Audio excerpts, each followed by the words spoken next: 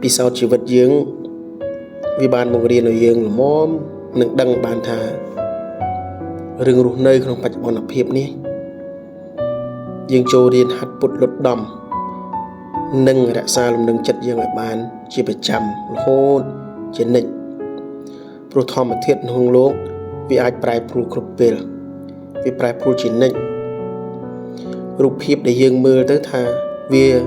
ជារឿងមួយដែលនៅនឹងថ្កល់មិនប្រែប្រួលទៅណាក៏ដោយតែវាត្រឹមជាការសម្គាល់ថាមិនប្រែនៅត្រឹមភ្នែកដែលយើងសម្លឹងមើលឃើញតែប៉ុណ្ណោះដោយពិតទៅវាកំពុងតែវិវត្តទៅតាមសភាពការចាស់ឈឺស្លាប់ជារឿងធម្មជាតិធម្មតាទូទៅយើងឆ្លុះកញ្ចក់យើងស្អិតស្អាងរាងកាយរាល់ថ្ងៃព្រោះយើងកំពុងទទួលស្គាល់ថារូបនេះវាចាស់វាប្រែប្រួលទៅមិនអាចទប់ស្កាត់បានទេទើបបានជាយើងប្រឹងបន្លំរូបភាពនិងធម្មជាតិនេះខ្លះទៅកុំឲ្យថាបើគង់ដែលវាវិវត្តទៅហើយយើងមិនបានថែរក្សាការពារវា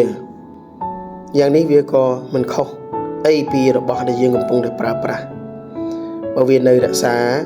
សម្អាតជួសជុលប្រើប្រាស់បានយើងក៏នៅតែប្រើយើងក៏នៅតែរក្សាវាប្រុងប្រយ័ត្ន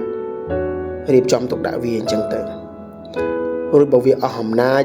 ត្រូវប្រើបានយើងក៏បោះបង់វាចោលដោយការស្ដាយនឹកនាវាបន្តិចបន្តួចក៏រំសាយចិត្តទៅបាត់ទៅជីវិតនេះក៏ដូចគ្នាដែរយើងព្យាយាមរក្សាការពាររូបរាងកាយដែលយើងស្រឡាញ់យើងឲ្យប្រសើរទោះយើងដឹងថាថ្ងៃណាមួយយើងនឹងបាត់បង់របស់នោះឬយើងនឹងលាចាករូបរាងកាយនេះទៅក៏ពិតមែនតែយើងនៅតែខំរក្សាការពារដោយមិនចុះញោមនឹងធម្មធាតុដែលប្រែប្រួលនានាយ៉ាងនោះឯងយើងខិតខំបំពាក់បំពន់ផ្គត់ផ្គង់ឲ្យខ្លួនឯងរហូតដល់មានពេលខ្លះយើងស្រឡាញ់នឹងខ្លួនឯងពេកក៏ទៅបំពេញទៅធ្វើបាបអ្នកដទៃក៏សឹងមានទៅជិះជាន់អ្នកដទៃព្រោះតែតម្រូវការដែលយើងត្រឹមតែអាចរស់បានល្អប្រសើរជាងគេតែប៉ុណ្្នឹងសោះ